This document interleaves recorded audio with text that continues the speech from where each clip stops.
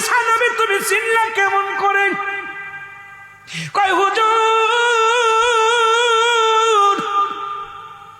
আমি কবরে ঘুমানোর পর আমার উপরে অনেক রোলার চলেছে রে।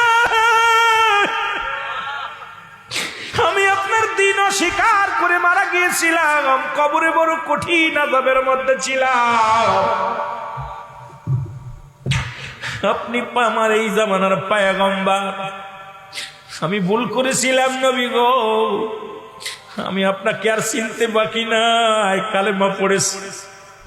আল্লাহ নবী সাল্লাল্লাহু আলাইহি ওয়াসাল্লাম ডাক দিয়ে বলে, যুবক,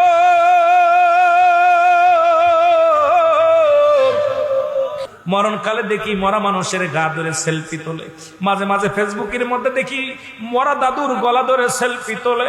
গত পরশু দিনকেও দেখলাম নাতিপুতি দাদা মারা গেছে, গলার মধ্যে মালা দিয়া নাতিরা চুমো দেয় আর সেলফি তোলে, কবরের পাশে নিয়ে যায়।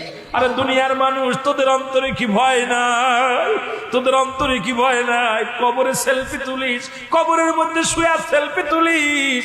কবরে শুইস, ওই কবরে এমন ভয়ঙ্কর, ওই কবর যেদিন ধরবে আর সারা সম্ভব নয়, দুনিয়ার জিন্দেগি দেখা সম্ভব নয়। কবর কিন্তু ছাড়বে না, ছাড়বে না। কবর ডাকছে, আয় আয়।